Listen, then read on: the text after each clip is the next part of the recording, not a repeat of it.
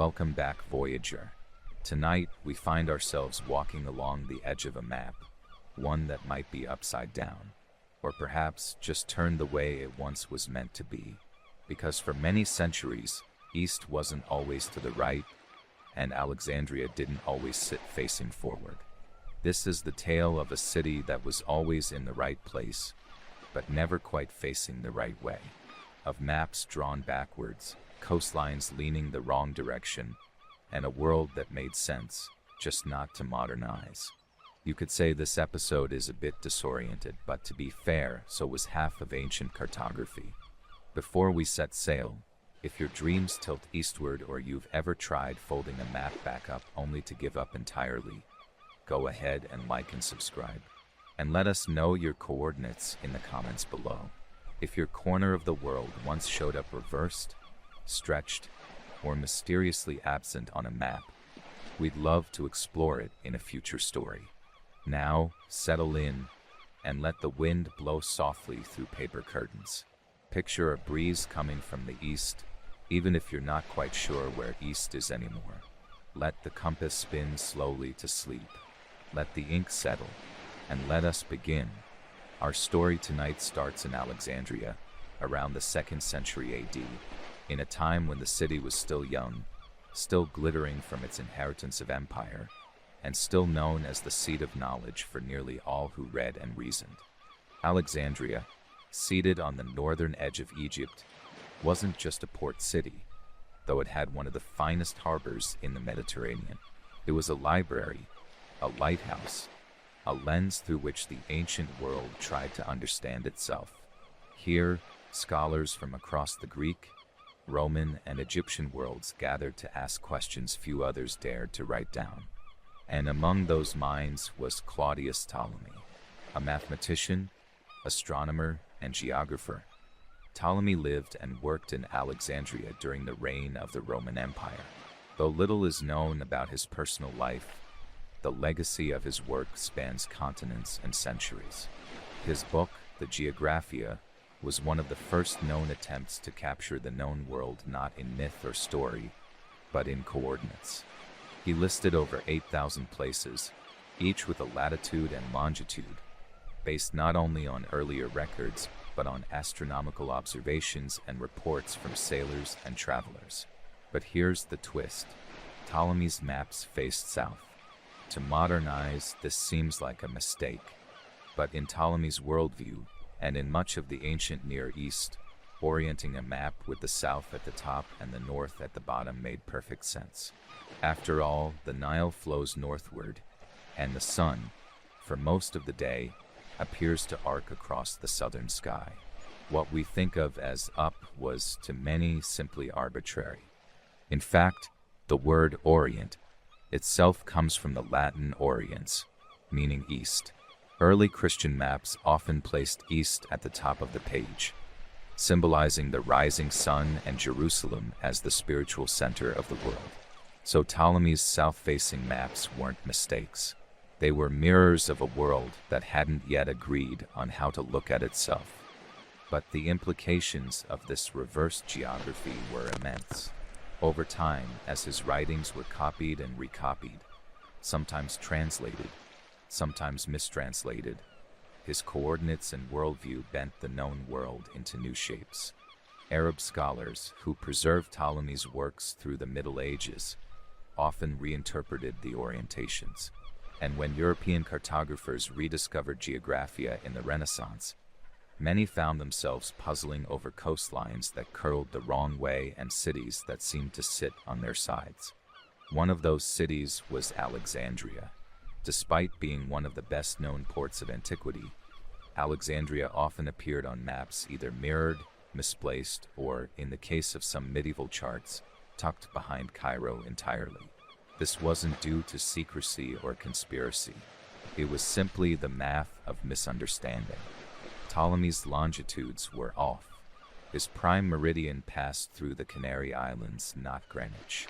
His estimates of the Earth's circumference were too short, which stretched places too wide. And his 0 point, where east began, varied depending on the copyist, which meant that Alexandria, that luminous beacon of early geography, was for centuries misrepresented by the very man who tried most earnestly to place it. And yet, Ptolemy's influence endured. For hundreds of years, his coordinates were the gold standard, even when his maps were wrong. Sailors set their bearings by his grids. Explorers tried to locate lands by his angles. And when the age of discovery came, many expeditions relied on versions of the world shaped by his vision.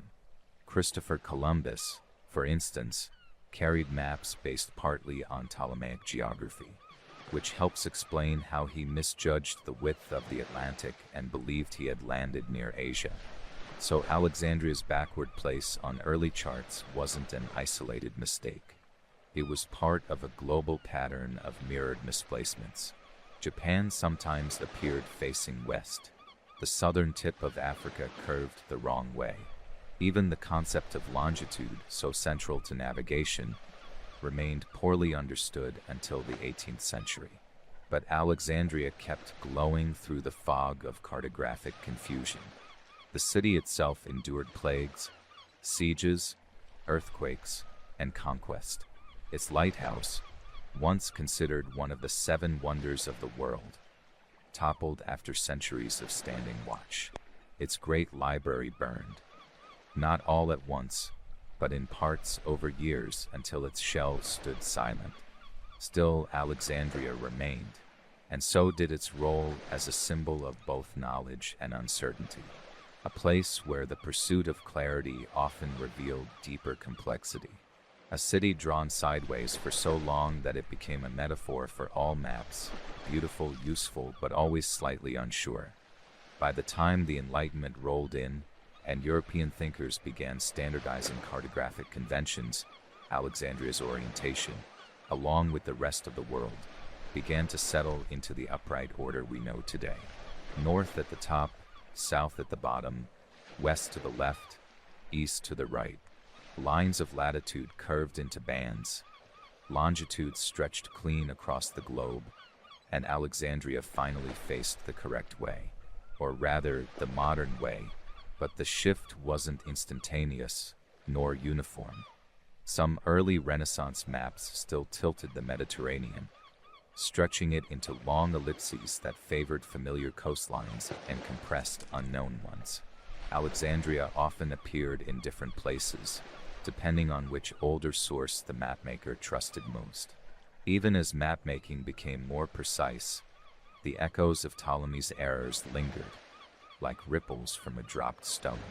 And in a sense, those ripples helped shape how Europe imagined the East, not only geographically but culturally.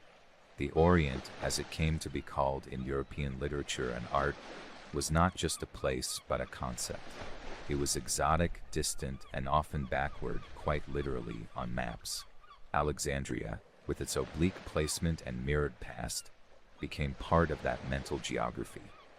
A city seen through translation and distortion, always intriguing but seldom understood on its own terms. Travelers came looking for ruins, papyrus, relics of ancient knowledge. What they often found was a living city that bore little resemblance to their mental maps. A place where languages braided in the streets, where Coptic, Arabic, Greek, and French coexisted in rhythm, where shadows fell across colonnades, and booksellers still opened shop beneath crumbling lintels. Even today, the real Alexandria hums softly beneath its reputation. The lighthouse is gone, but its stone base remains submerged beneath the harbor, studied by divers and archaeologists. The old library, though destroyed, has been symbolically reborn in the Bibliotheca Alexandrina, a sweeping modern complex designed to mirror the open knowledge once lost to fire. And yet, perhaps the most enduring legacy of the city is not its lighthouse or library, but the way it taught people to imagine space, to question direction, to realize that up and down on a map are choices, not truths. In the southern hemisphere, for instance, school children sometimes grow up with maps that place Antarctica at the top. Australia looms large in the center, and the Americas slant to the right. These aren't errors, they're perspectives, just like Ptolemy's south-up maps were. In fact, some modern cartographers and educators advocate for south-up maps as a way to challenge ingrained hierarchies in geography. By flipping the world, they remind us that orientation often reflects power as much as position, that what's north on a map has often been, historically, the cultural or political center of the mapmaker's world. In that sense, Alexandria, always slightly askew, becomes a quiet teacher, not in doctrine but in example, because maps, for all their precision, are ultimately human. They carry intentions, biases, and limitations. They can include or exclude. They can show borders that no longer exist, or miss entire peoples who've lived for centuries in plain sight. And Alexandria's maps, those Ptolemaic grids, copied and mistranslated and reimagined, remind us of the fragility of knowledge when it tries to freeze the world in ink. Even as we zoom through satellite imagery today, watching coastlines in real time, glaciers receding, cities expanding, tectonic plates nudging rivers out of old beds, we are still making maps the way we always have, by choosing what to show, what to leave out, and what to place in the center. Ptolemy chose Alexandria. He placed it prominently with coordinates just slightly off. He gave it size, importance, dignity, and in doing so, he ensured that, for centuries, mapmakers would keep returning to this curious corner of the Mediterranean, trying to straighten what had once been lovingly tilted. And maybe there's something comforting in that for all our striving toward accuracy, some parts of the world will always sit at a slant, just enough to catch the light differently, just enough to be remembered. Tonight, as your eyes grow heavy, imagine holding one of those old scrolls or atlases, the kind printed on vellum or inked by hand. Smell the faint must of time baked into the pages. Let your fingers trace a coastline that curves just a little more than it should. Let your gaze rest on Alexandria, sitting there on the edge of Africa, looking out not quite north, not quite south, and picture the waves lapping the shore as they always have, uncaring of longitude. Our journey draws toward the quiet end of the parchment, but not before we take one more long, slow look at this mirrored city and the way it shaped the lines we follow today. Alexandria is still a city of questions. Excavations near the harbor continue to reveal statues, columns, even whole courtyards beneath the waterline, not lost to myth but to time, and the way time rearranges the shore. Earthquakes in the 4th and 14th centuries, compounded by rising sea levels, pulled much of the old city under the tide. Divers map submerged sphinxes now, not because they're hidden, but because the sea has become part of the archive. A map drawn today would need to reach below the waves to show what Ptolemy never could.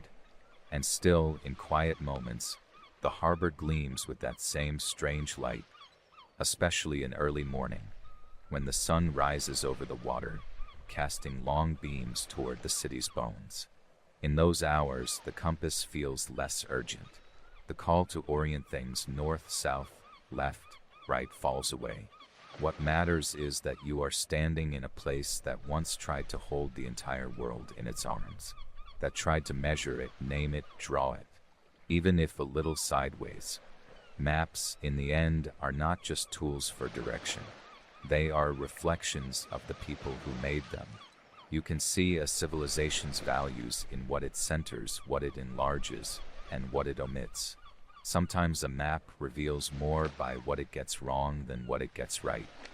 For Ptolemy, placing Alexandria near the top of the known world wasn't arrogance. It was where he stood. It was the lens through which he observed everything else. And perhaps we all build maps like that even now, sketching from memory, anchoring our sense of space from familiar shores, turning places we've never been into dots and lines, until one day we visit and discover how different the real world feels underfoot. The funny thing is, even when Alexandria was drawn correctly, Even when north was placed at the top and every line lined up, people still got lost in its streets. The old city was a grid, but time softened its angles. Alleyways wandered. Old walls gave way to gardens. The breeze off the harbor took shortcuts, so maps could never quite contain it, only suggest its outline. Perhaps that's why it keeps drawing people in. It invites you to orient yourself not just to a place but to a way of seeing. One that allows for reversals, that accepts a little tilt, that trusts memory even when the coordinates shift. And as you drift tonight, you might think of your own map, the one you carry quietly behind your eyelids, not inked or printed, but felt. A map of sounds, smells, the curve of places you've walked, the sense of where the light comes in a room. A personal geography drawn again each time you remember. And somewhere on that map, perhaps there's a city like Alexandria, tucked at the edge of land and thought, slightly askew, beautiful in its imperfection, facing whichever way makes the most sense from where you are now. So rest easy, voyager. Let the compass needle slow. Let direction soften. Let your dreams wander without correction. Because the world is not only wide, it is turning. And sometimes all it takes to find your place in it is to look again, just a little differently. Good night.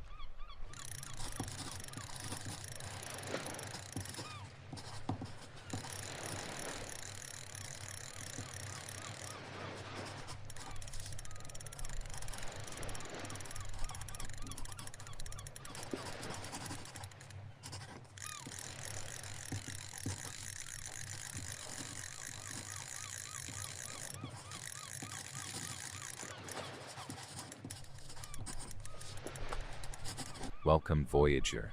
Tonight we hold a shell to our ear, and instead of the sea, we hear something older. Not the rush of tide, but the echo of stars. A shell, round and pale, smooth like worn stone, cradled once in a child's hand somewhere in the Pacific. It might seem like nothing more than a trinket, something left behind by a wave, but to the people who carved memory into water, it held maps. Not maps of ink and paper, but of wind and current, of moonlight and coral, of constellations passed from voice to voice. This is the story of how some children, long before coordinates or compasses, learned to find islands by tracing the ridges of a shell, and how those same shells, tucked into the folds of bark cloth or net bags, carried knowledge across thousands of miles, as quietly as breath. Before we dive in, if you've ever tried folding a paper map only to give up and use your phone, consider dropping us a like and subscribe. And do leave your coordinates in the comments. Tell us where you're listening from. If the stars look different from your side of the sea, we'd love to feature your sky in a future tale. Now ease your shoulders into the soft weight of rest. Let your thoughts slow like waves between tides. Picture a breeze, not rushing, just wandering, across a moonlit shore where palm fronds whisper. Imagine a shell in your hand, cool and perfect, with ridges like soft mountain ranges. Inhale, exhale, let the sea come to you. Our story tonight begins in the open waters between Micronesia and Polynesia, in a time when islands were not points on a chart, but notes in a remembered song. There is an archipelago called the Caroline Islands, stretched across the central Pacific. Scattered like breadcrumbs, they are small, some no more than specks of sand and mangrove, but to the master navigators who sailed among them, they were familiar as neighbors. This region, thousands of kilometers across, was once crossed by outrigger canoes made of breadfruit wood and lashed with coconut fiber. The people who sailed them used no metal tools, no sextants, no written logs. And yet, they could find a single atoll the width of a river delta in the middle of an ocean wider than continents.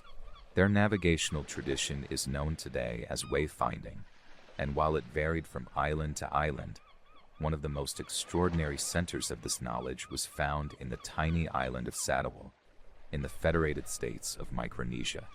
Here, knowledge passed orally through generations in a lineage of master navigators called Po. Entry into the Po was sacred. It required long apprenticeships and ceremonial commitment. And central to their training was the art of attack, a method of navigation not just by direction, but by relationships between reference points, including islands you couldn't even see. A navigator might say, "We are not moving, the island is." In this worldview, the canoe stayed still and the world rotated around it. Stars rose, fell, and circled. Swells came from specific directions, marked by the pattern of distant storms. Birds flew at dawn and dusk, always with purpose. The rhythm of the ocean itself, long swells from one direction, short chop from another, became a kind of sentence to be read by the knees and feet. Children didn't learn this from diagrams. They learned it in stories, in chants, in practice, and sometimes in shells. Cowrie shells, common across the Pacific, are small and ovate, with ridged backs that feel like folded time. In some traditions, they were used to teach basic navigation and star paths. Older navigators would sit with children and lay shells in the sand to mark islands, currents, and waypoints. The arrangement might look random to an outsider, but it carried a logic built on wave memory and celestial rhythm. Each shell might represent a known island or a place of reef break. The gaps between them marked distances not in kilometers, but in the number of star risings or sleeping tides it would take to reach them. There are records, in both oral tradition and anthropological study, of star compasses being carved into the minds of learners through physical objects. The cowrie became a stand-in for home. Other shells might form arcs around it, showing where the rising of Sirius or Antares would point. In this way, the cosmos became tactile, mapped not across space, but within story and touch. One preserved example comes from the island of Puyuhuat. A man named Maupielug, often called the last master navigator, shared his knowledge with both scholars and future generations. He taught that each star had its rising and setting point on the horizon, and these became directional guides. By memorizing the sequence of which stars appeared at which times, a navigator could hold a route in his head, tracing a journey without needing to see the land. And in early training, children were taught to mimic these arcs using small shells. The action of placing them in order, repeating the names of stars, whispering the distances, was more than play. It was apprenticeship. Cowries were sometimes sewn into belts, into mats, or kept in pouches, their meaning hidden to outsiders but deeply known to those who carried them. This kind of knowledge, rooted in movement, is difficult to capture in written form. Western navigation separated observation from feeling. It relied on measurements, but Pacific wayfinding combined them.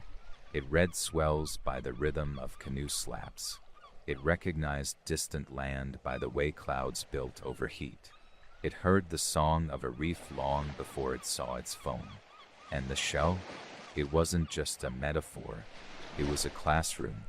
In the spiraled grooves of a cowrie shell, one could trace a path not unlike the turning of stars across the night. A master navigator could place it in a young sailor's palm and speak softly of constellations, currents, and ancestral paths. The child would feel the ridges, close their eyes, and listen, not to the shell itself, but to the voice that brought it to life. Some called it a form of memory mapping. Others simply called it listening. Among many island cultures, shells were not only symbols of trade or beauty, but of transit.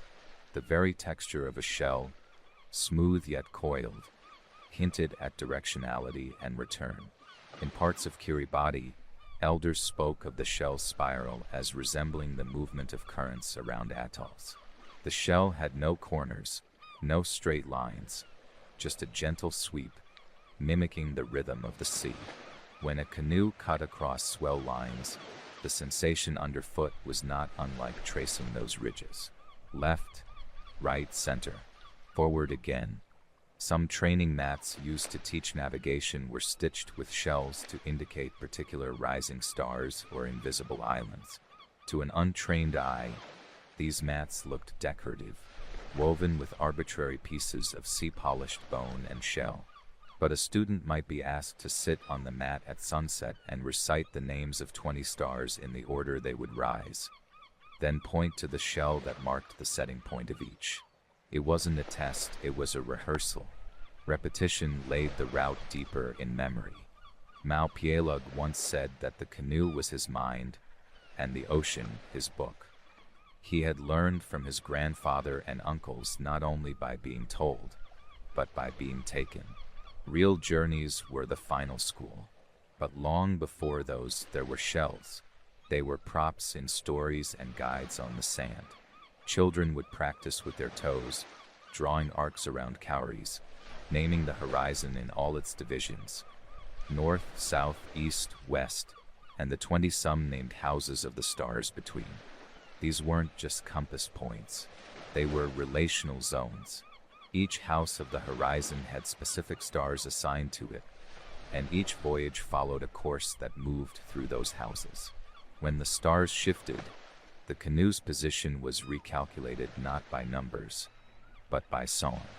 Every journey was a chant, a set of verses tied to the stars, the wind, and the memory of those who had gone before.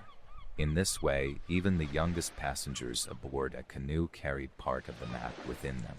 By the time they were ready to sail alone, the shell had already given them their first bearings. Western scholars were slow to understand this. When early anthropologists visited the islands in the 19th and early 20th centuries, they often dismissed these navigational tools as folklore. They saw shells as toys, songs as distractions, and verbal maps as too subjective to be useful. What they missed was the precision encoded in performance. A young boy on Saddlewell might not be able to read a European chart, but he could guide a canoe across 400 nautical miles of open ocean using only memory, the stars, and a handful of cowries. In 1976, this knowledge gained broader attention when Mao Pielug helped sail a Polynesian double-hulled canoe, the Hokulia, from Hawaii to Tahiti without instruments. The voyage, meant to demonstrate the validity of ancient navigation techniques, stunned modern sailors. Pielug used no compass, no GPS, and no maps. Only the sky, the swell, the feel of the boat, and the routes remembered from stories. He was one of the last trained navigators of his generation, but through efforts like this, the knowledge has begun to pass again, this time not only through families, but through schools and cultural revival movements across the Pacific. Wayfinding, once dismissed, is now studied and taught again, both within island nations and in institutions abroad. And shells, once used to train children in quiet moments at dusk, are still used in some teaching circles today. They're not always cowries now, sometimes they're buttons or marked stones, but the principle remains. A shell is a placeholder for a place you cannot yet see. It is a reminder that knowledge often begins not with a book, but with an object held in the palm, quiet and curved. Among the Marshall Islands, there's another navigational tradition involving rebelibs, stick charts made of thin coconut midribs and cowries tied at intersection points. These charts, unlike European maps, weren't used during the voyage. They were studied beforehand, in private, usually in the shade of a canoe house or beneath a tree, often by firelight. Each arc of a stick represented ocean swell patterns between islands, each shell a landfall. The navigator memorized the patterns, the crossings, and the rhythm of wave interactions. The chart wasn't taken aboard because the knowledge had to live inside the body. In a way, this too is a kind of shell, an object not meant to last forever, but to train the senses, to make memory tactile. And so, whether through the spiral of a cowrie, the lattice of a rebelib, or the soft voice of an elder pointing at stars rising behind palm silhouettes, these islands preserved a way of knowing that didn't require the sea to be seen, only heard, felt, and remembered. And when a child traced their finger along a shell's spine, it wasn't just the ocean they were learning. It was lineage. It was presence. It was the knowledge that everything, even the stars, could be learned through touch. To those who still practice traditional wayfinding today, a shell remains more than a symbol.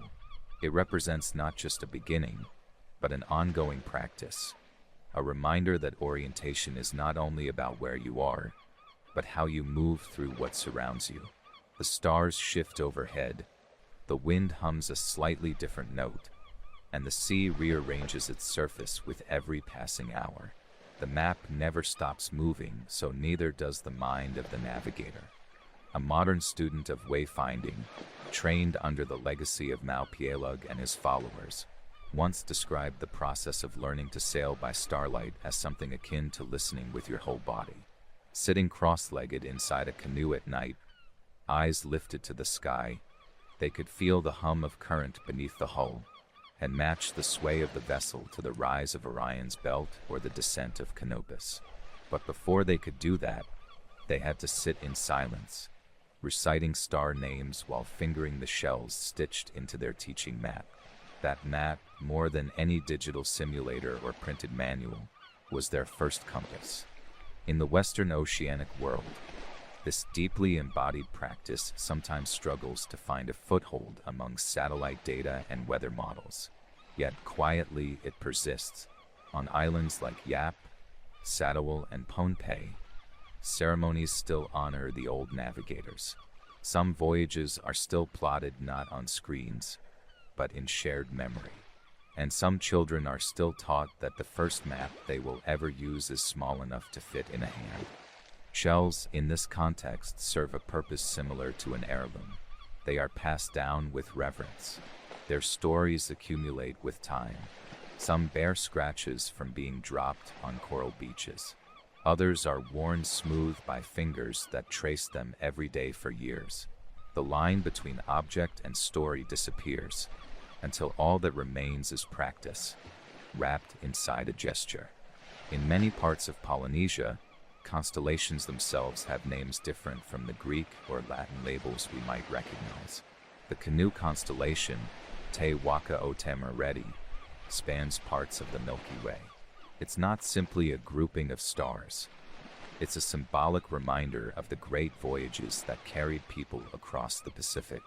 As a navigator recites the stars in order of their rising and setting, they are retelling not just a map, but a history of migration, of adaptation, and of return. When Europeans encountered these vast oceanic regions, they often assumed them to be scattered and isolated. They didn't understand how the people could be so intimately connected. It's now known that Polynesian navigators reached every corner of the triangle formed by Hawaii, Rapa Nui, and Aotearoa long before Western explorers set sail from Europe. These feats were not accidents or flukes. They were deliberate, trained, and remembered. And shells were there the whole time, quietly watching. It's difficult to say whether any one shell survives from those early voyages, tucked in some museum drawer or private home. But in a sense, it doesn't matter. What matters is that the act of holding one, turning it slowly in your palm, continues. Teachers still use them. Students still respond. And somewhere in the dark, a canoe still moves across the sea with no engine, no map, only the sky and a mind attuned to its motion. It's been said by some elders that the ocean speaks, but only when the wind stops. That's when you can feel the subtle crossings, the place where one swell intersects another, or where the water loses its rhythm and you know an island is near. In those moments, navigation becomes less about seeking and more about recognizing. And sometimes all it takes to prepare for that recognition is the quiet study of a cowrie shell under starlight. Long before coordinates, before grids and datums, the Pacific was already mapped in full. It was mapped in memory, in chant, in the glint of stars mirrored on still water. The maps were not meant to be perfect, they were meant to be alive. And a shell, with its spiral interior and ocean-worn ridges, could be just enough to begin. Tonight, as your eyes grow heavy and your thoughts drift, you might imagine holding such a shell in your hand, smooth and firm, fitting perfectly in the curve of your fingers. You might imagine tracing its ridge with your thumb, as a child might, while listening to someone speak of stars. The room quiets, the light softens, you feel the breeze shift, gently. There is no need to move. The islands will come to you. Picture the sky above you, not with named constellations, but with remembered paths. A string of lights rising one after another, each a whisper of direction. A chant forms softly in the background, not with lyrics you recognize, but with rhythm your body begins to understand. Now the shell feels warmer in your hand. It has weight, not from its mass, but from the journeys it has represented. With your breath slowing, you begin to understand how a simple object can carry an entire ocean inside it, not by volume but by meaning. The ridges are no longer random. They are the wind, the stars, the space between islands. Let that image settle with you as you drift. Let your thoughts spiral like the inner fold of a shell, turning inward, soft and slow. The ocean is wide, but you are not lost in it. You are held, guided, remembered. Good night.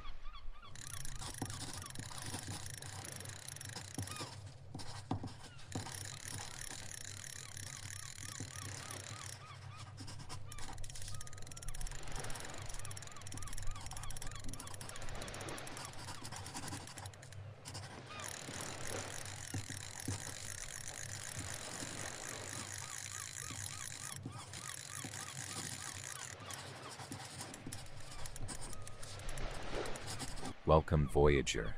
Tonight, we drift where the sea once shimmered like stained glass, and where the sky was not merely above, but reflected below, in waves that scholars once swore held secrets written in starlight. This is a story of Renaissance cartographers, of philosophers and sailors who believed the ocean mirrored heaven, not just in calmness or hue, but in structure, motion, and purpose. To them, the map of the sky was the same as the sea, and so they navigated the unknown not just by stars, but with a kind of sacred symmetry. Direction, for them, was not simply compass and chart, but faith in the sea's reflection of the divine.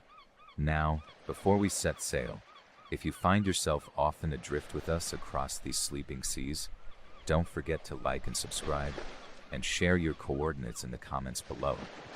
Let us know where in the world you're listening from. If a tide once turned strangely near your shore, or if a lighthouse near you held its light a bit too steady, we'd love to trace that path in a future tale. Now let the day fall away. Let your eyes grow heavy like sails in windless air. Feel the quiet hush that settles where sky meets sea. A flicker of flame, a blanket drawn higher. Let the waters around you calm. Let your thoughts slow, as if the stars above have paused to reflect. Our story tonight sets sail in the late 15th century, in the libraries of Venice and Lisbon, where parchment curled under candlelight and men in wool robes argued not just about land, but about stars.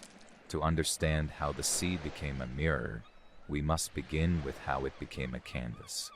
The Renaissance was a time of return to classical thought, to ancient geometry, to the belief that the universe was constructed with intention. The earth was a sphere, and so was the sky. The stars were arranged in order. Every planet followed a path. And if the heavens were drawn with such care, surely the oceans below must carry echoes of that same design. This belief was not entirely new. Even in antiquity, Ptolemy had mapped the Earth with celestial bearings, using star positions to estimate latitude. Arab cartographers refined this, weaving astronomy with geography, mapping the desert and sea alike by watching the heavens. But in the Renaissance, this idea became more than science. It became philosophy, theology, navigation born not just of observation, but of reverence. Maps of the age were drawn with elaborate compass roses, often centered not on a physical place, but on symbolic poles, Jerusalem, for instance, or the Garden of Eden. Around these, radiating lines divided the map into sectors that mimicked the sky's division into astrological houses. Some cartographers filled ocean space not with voids or wave marks, but with constellations, as if the sea too had a zodiac beneath its surface. One of the most famous examples appears in the 1504 Cantino planisphere, a world map smuggled from Portugal and now housed in Italy. On it, the oceans are laced with wind roses and directional lines that match the 12 winds of classical thought, winds believed to correspond not just to weather, but to planetary influences. Sailors, when trained in these traditions, were taught to align their paths not only with the trade winds, but with the heavenly alignments believed to favor certain directions. You did not sail south simply because the wind allowed it. You sailed south when Jupiter watched favorably from above.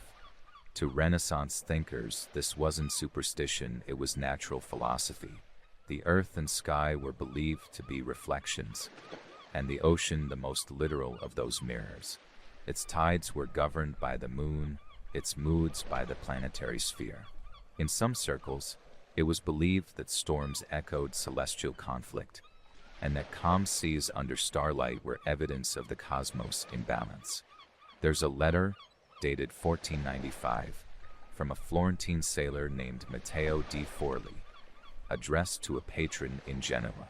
In it, he writes, "The sea tonight lies so still that I believe the stars would see themselves and blush. We sail not on water, but on heaven folded." It's the kind of romantic flourish typical of the age, but it also shows us something real, the belief that what lay above could be traced in what lay below. This belief informed how maps were drawn, how voyages were planned, and how meaning was made of oceanic mystery. For mariners heading west into the Atlantic, toward lands not yet confirmed, the heavens offered both comfort and caution. They studied the alignment of the North Star with the curvature of the horizon, and measured its height with simple instruments like the astrolabe or crossstaff. But beneath the numbers, they carried a deeper conviction that these stars did not just help you find your way, but were the way. It's worth noting that Renaissance maps, particularly nautical charts, often contained two kinds of information layered atop one another.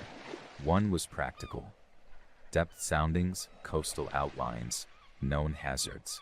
The other was symbolic, wind gods, angels, orbs of light, sunrises where none had been seen. These elements weren't artistic whimsy.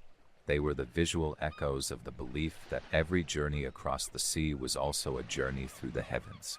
The famed cartographer Johannes Royce, whose 1507 map includes both the newly charted Americas and fragments of mystical geography, layered constellations above the equator while mirroring their patterns in the shapes of islands and currents.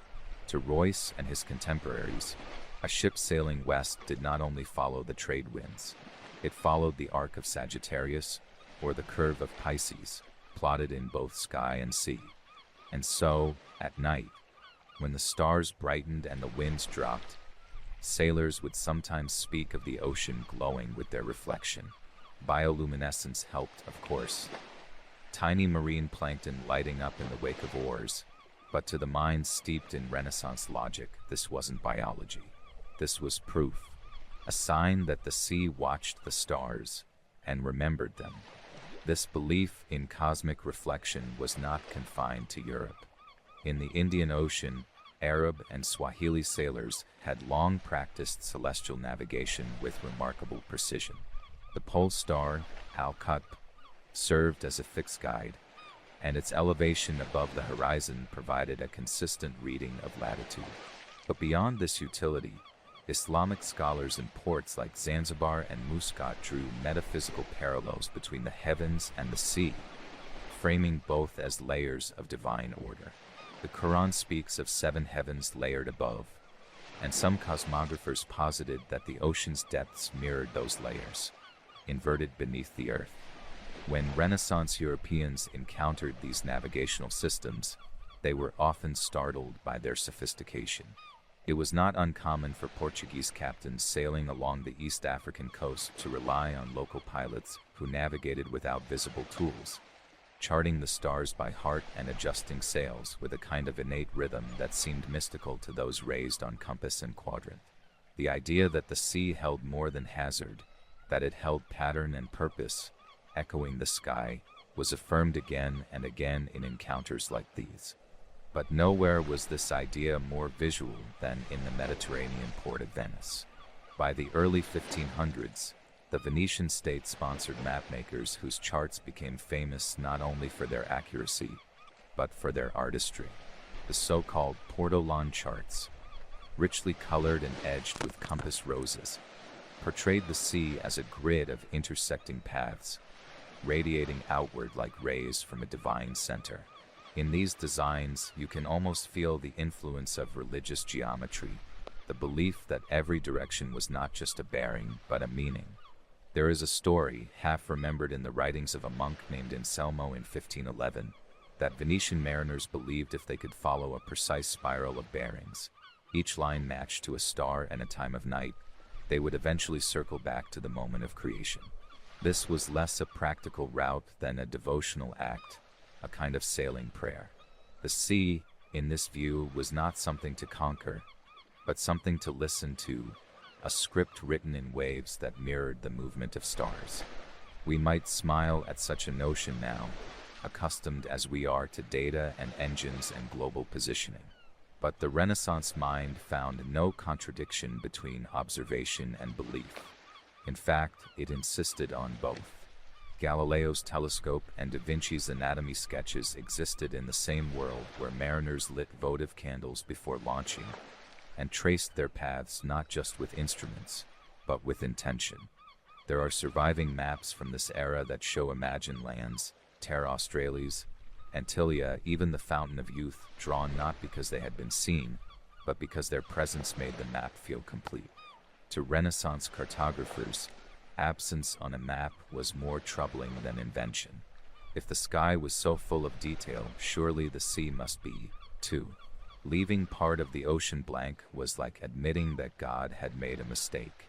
And so, many filled it with stars turned sideways or inscriptions borrowed from ancient texts, or simply the word hic sunt dracones, here be dragons, not as warning, but as placeholder. The stars helped fill those gaps. Their predictability, their seasonal return, became a kind of scaffolding on which to hang the unknown. You may not know what lay west of the Azores, but if Orion rose just before dawn and the moon climbed after it, then you could trust your course. The sea beneath you might churn, but the sky stayed steady. In that symmetry, sailors found calm. This idea found poetic expression in logbooks and journals. One Spanish pilot, writing in 1533 while approaching the Cape Verde Islands, described how the ocean cradled the stars on nights of calm. He claimed that certain constellations could be seen reflected so clearly that men leaned over the side of the ship to watch them ripple. He wasn't the only one. Logs from Dutch ships in the East Indies contain similar references to mirror nights, when the sky seemed to float on the water's surface. These weren't hallucinations, they were observations given meaning by belief. In these moments, the practical and the mystical merged. Navigators might read the stars to plot a course, but the experience of seeing the heavens reflected in the sea gave them a sense of reassurance. If the stars were where they should be, and the ocean still recognized them, then surely the ship would not lose its way. The world, however wide, still held shape. Even ship design took on symbolic aspects. The shape of certain hulls, long and narrow with upward curving prows, was said to mimic the arc of the crescent moon. Sailcloth was sometimes dyed to reflect constellations, especially for ceremonial ships. And in the case of Portuguese naus, the large lateen sails were occasionally decorated with sunbursts or star shapes, intended not just for visual grandeur, but as talismans of orientation. We now know that ocean currents and trade winds have their own complex patterns, and that weather systems follow logic independent of starlight. But during the Renaissance, the boundaries between those systems were blurred. A sailor reading the sea for direction might also listen for tone, watch for the color of clouds, or judge the feel of the air. If it reminded him of a night when Vega burned low on the horizon and a favorable wind followed, he would adjust course accordingly. Experience and instinct were not separate from the heavens, but a form of reading them. And so, as the ship moved through night water, its wake sometimes glowed with phosphorescence, tiny plankton reacting to the motion. To Renaissance eyes, this shimmer looked like stardust fallen into the sea. That glow, brief and alive, confirmed what they had always believed: that above and below were two halves of a whole. That sailing west under Sagittarius was more than strategy. It was a return, a realignment with the celestial rhythm that the sea itself remembered. The belief that the sea mirrored the heavens also extended into rituals, especially among crews departing on long voyages. In Genoese tradition, it was common for sailors to carry a star map, not made of parchment, but stitched into cloth or carved into wood. These maps didn't always match celestial charts precisely, but they reflected memory, personal constellations, as it were. Sailors traced their origins through the sky, marking which star rose when they first left home, or which one hovered overhead when a storm had passed. One such tablet survives in a museum in Palermo, its surface worn smooth by fingers, its stars faint but placed with purpose. In Iceland, fishers once sang Hafsalmar, or sea psalms, before launching into black northern waters. These chants included references to constellations, naming them as companions rather than objects. The sea and sky were not passive environments, but living structures, aware, aligned, and, if respected, protective.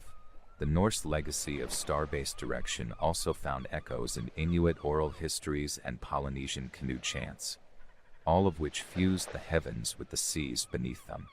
Perhaps no culture carried this harmony further than the Polynesian voyagers. Though their traditions predated the Renaissance by centuries, their view of the sea as a starbound mirror remains one of the clearest expressions of the belief. Navigators in the Pacific memorized hundreds of star paths, called kavinga, that dictated not just direction but timing, season, and song. When sailing from Tahiti to Hawaii or Rarotonga to Samoa, a navigator did not use a compass. He used the vertical rise and set points of stars, aligning the canoe's prow to where a specific star would rise just above the swell. The sea, in their view, carried those stars. The ocean was not charted in ink, but in rhythm. When lying down in the hull of a canoe, a master navigator could tell from the pitch of the waves whether they matched the angle of a remembered star path.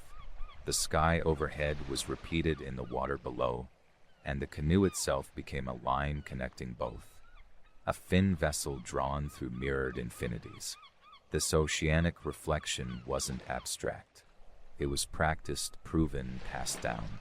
Navigators like Maupielug, who in the 20th century trained a new generation of Pacific wayfinders, described learning the sea's voice through the language of stars. And while this tradition lay far outside the Renaissance worldview, its resonance is unmistakable. Different oceans, different tools, but the same belief that the sky above and the water below were not separate. They were a dialogue. Back in Europe, this philosophy persisted even as science advanced. With the invention of more precise tools, sextants, chronometers, later even marine timepieces, the idea of the sea as a mirror began to fade in professional circles. But among many mariners, it remained a quiet comfort. In logbooks well into the 1700s, captains noted still nights of mirrored stars, or described sails so calm they seemed painted in sky glass. The sea's surface, after all, does reflect. On nights without wind, A vessel could drift between constellations, suspended between two skies.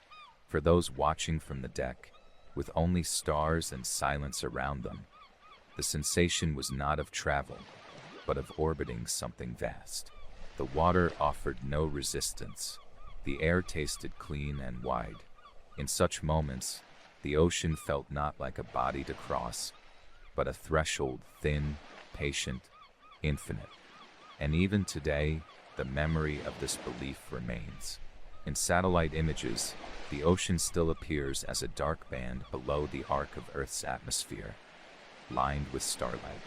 Astronauts report looking down and seeing the same constellations reflected in the Pacific surface, the thin white trails of ships leaving momentary streaks through what looks like sky. From above, the idea that the sea holds heaven doesn't seem quite so abstract. It feels like something we once understood but let drift from memory.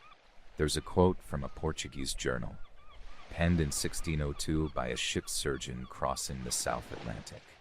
He writes, "The men speak softly on nights like this, as if the stars are listening through the waves. They say to point the helm toward the place where the sky seems brightest in the water. I cannot argue with such things, for we have not been lost." That sentiment, quiet and trusting, sums up the mindset of the era.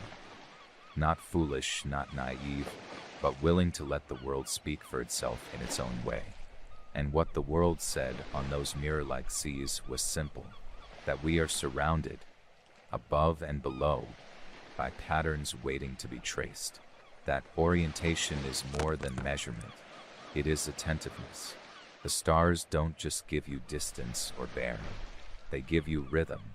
They tell you when to rest, when to wake, when to hope. In the quiet of these long crossings, there's something profoundly human in the notion that what's above us might reflect below. That when the wind stills and the waters lie calm, we are suspended between echoes, between sky and memory, between past belief and present silence. So, if ever you find yourself standing at the edge of a shore, where the moonlight trails across the tide and the sky glimmers in salt water, remember the centuries of eyes that looked out and saw not separation, but symmetry. Remember that the world once spoke in reflections, and that to sail at all was to believe. And now, Voyager, as the candle grows low and your breath slows to match the roll of an unseen tide, let your thoughts drift where cartographers once dreamed. Let the stars arrange themselves above you, and imagine the sea beneath reflecting each point of light back upward, as if drawing you home by way of mirrored grace. Thank you for sailing with us tonight. Sleep gently, and may your bearings always be steady, whether by compass, current, or quiet constellation.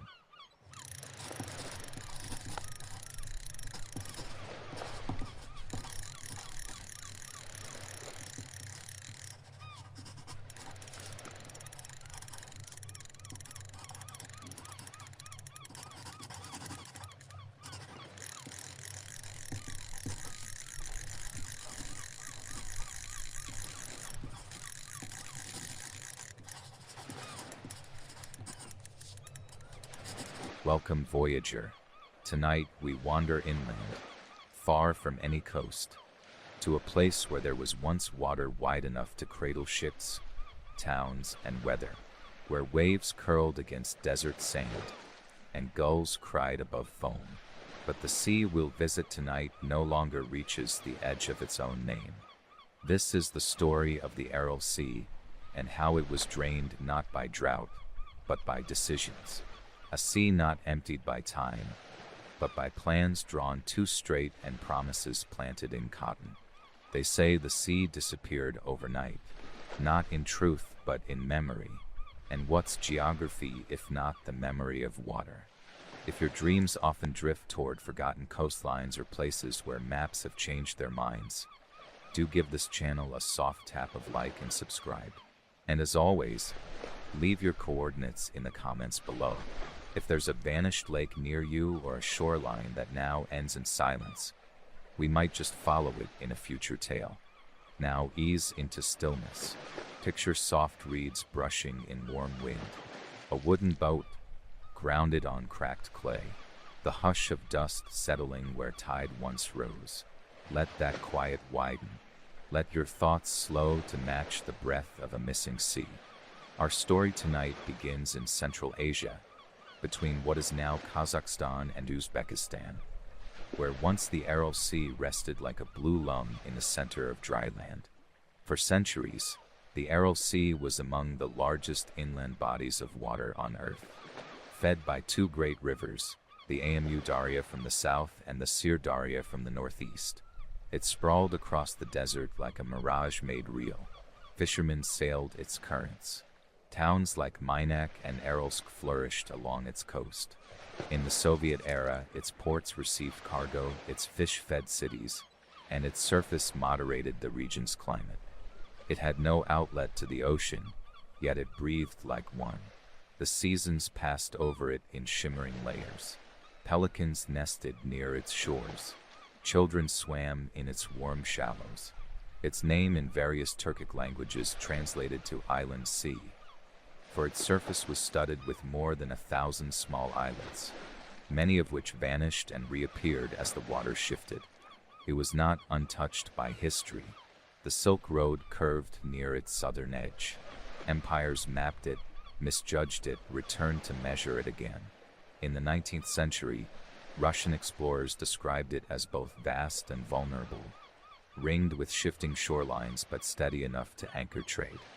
Then came the 20th century. In the 1960s, Soviet planners, aiming to turn Central Asia into a cotton superpower, undertook one of the most ambitious and destructive irrigation efforts ever attempted. The goal: reroute the rivers that fed the Aral Sea, and instead direct them into endless rows of cotton fields in Uzbekistan's Kizilkum Desert. The logic was agricultural. Cotton, sometimes called white gold, was a crop of strategic importance. The soil could grow it, the desert could hold it. All it needed was water, and water, after all, was plentiful, at least on paper. The engineers dug thousands of kilometers of canals, some open, some unlined. A vast network pulled from the Amu Darya and Sir Darya, bleeding the rivers long before they reached the Aral. Whole towns were redesigned around cotton quotas. Water flowed where it had never flowed before. Yields rose, cotton exports boomed. But downstream, something shifted. The sea began to shrink. At first, it was subtle. The edge pulled back by a few meters each year. Harbors required longer piers. Fishermen joked that the sea was shy. But within a decade, the joke gave way to worry, then to silence. By the 1980s, the Aral Sea had split in two. By the 1990s, its southern basin had turned to dust. Ships rusted where waves once rocked them. Entire fleets stranded on cracked salt. Wind carried not sea breeze, but sand laced with pesticide residue from decades of cotton spraying. Respiratory illness spiked. Microclimates shifted. Rain fell less often. Summer heat burned hotter. Winters cut deeper. Satellite images taken over those years read like time-lapse footage of disappearance. A blue field becomes a pale shell. A waterline thins, then breaks, then recedes so far inland that once bustling ports now stood hundreds of kilometers from water. In Moynak, an Uzbek town once known for its canneries and naval schools, fishing boats were left where the sea abandoned them. Now they sit, rusting in the dust, tourist landmarks to a disaster shaped not by nature, but by policy. Some residents recall the exact day they saw no more horizon. One woman, interviewed in the early 2000s, remembered hanging laundry on her balcony and realizing that where once had shimmered water, there was only heat. No storm, no tremor, just absence. And yet, the sea didn't vanish entirely. Small parts held on. In the north, Kazakhstan, with the help of international support, constructed a dam in 2005 known as the Koch-Aral Dam. It aimed to preserve what little remained of the North Aral Sea by halting the outflow and restoring inflow from the Seer Daria. And it worked. Not completely, not permanently, but enough. Fish returned. Water levels rose. The climate stabilized slightly. By 2010, villagers nearby reported catching fish species not seen in a generation. Not abundance, but survival. The South Aral, meanwhile, largely continued its retreat. Today, what remains of the Aral Sea is fractured. Shallow patches of disconnected water, spread thin across a broad basin.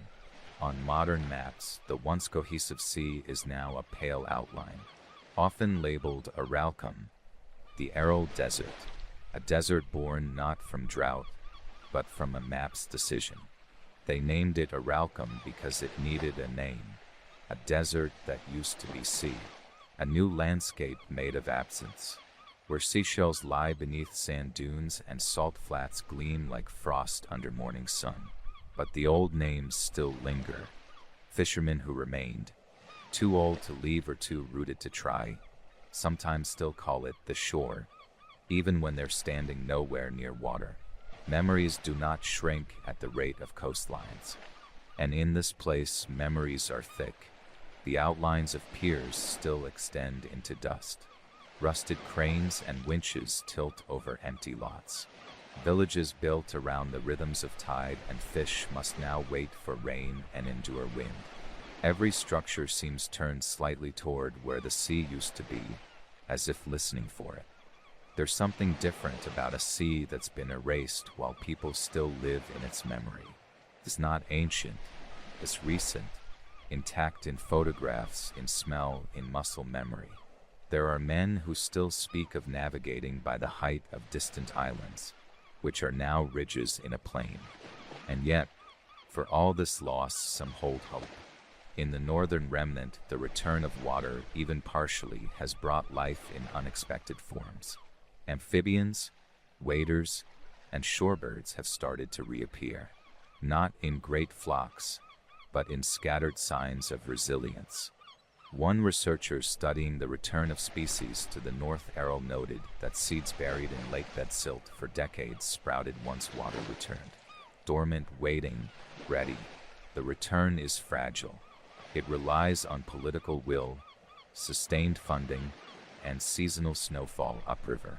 But it exists, and in a landscape where so much has receded, that forward motion matters. Elsewhere in the world, the Aral Sea became a symbol, not of nature's fury, but of human overreach. A cautionary tale told in environmental reports, textbooks, and satellite maps. Studied in schools, cited in water policy debates, pointed to when questions arise about river diversion, irrigation expansion, and the scale of engineered landscapes. And yet, in those distant conversations, the voices of the sea's former neighbors often feel distant, even forgotten. Their stories are quieter, wrapped in dust, spoken in regional dialects over small fires or in kitchen corners. One elder in Karadarin, Kazakhstan, once said, "We didn't notice we were leaving the sea. We noticed it was leaving us." His children now work in places far from water, but he keeps a net coiled in his yard. Not out of nostalgia, he says, but because nets don't spoil. And someday, if the sea remembers its way back, he'll know what to do. There's no promise that the Aral will return. Not fully, not even mostly, but there are lessons that continue to wash up on its dry shore. The first is that loss does not always look like disaster. Sometimes it looks like silence, like waiting, like a line on a map quietly redrawn. The second is that ecosystems are stories. Change one part and you alter the plot.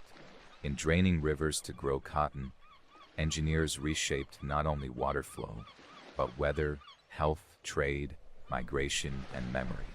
And the third is that restoration, while rare, is possible, even in fragments, even in slowed breath. The Koch Aral Dam, though simple in appearance, proved something that can't be easily forgotten.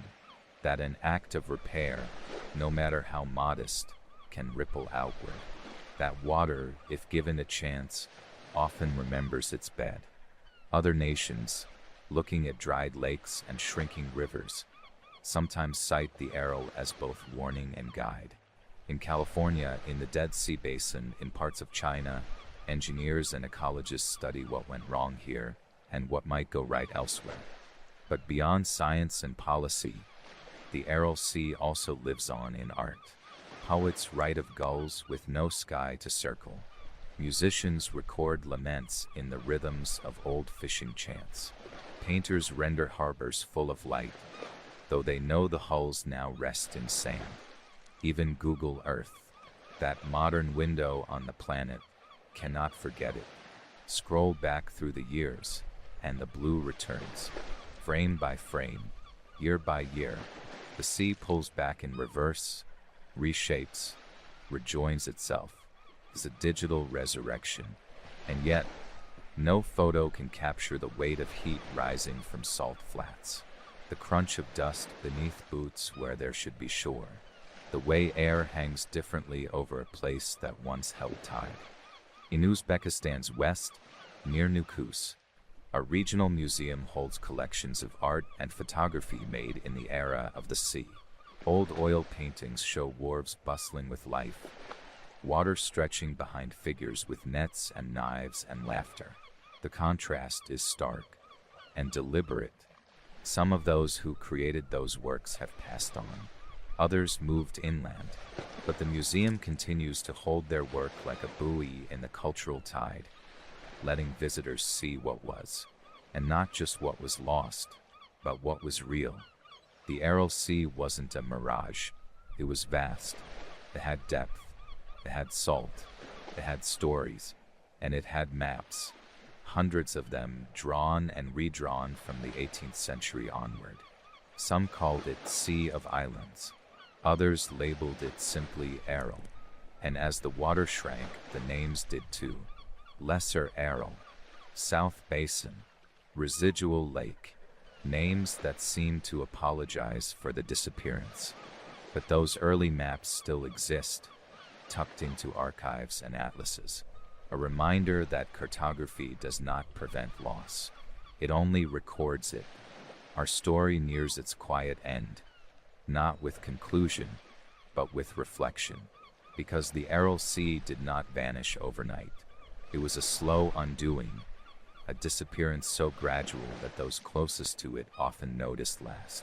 But maps saw it first. In satellite imagery from the late 20th century, the blue grows thinner each year. The inlets become bays, the bays become ponds, and then the ponds become outlines.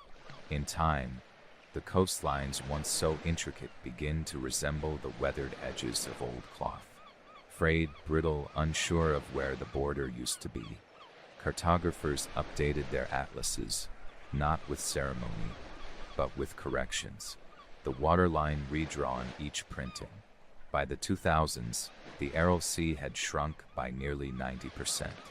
It had been a sea in name, in spirit, in shape, but the page could no longer pretend. And yet, even now, water remains. Inlets too shallow for boats, but too wet to forget.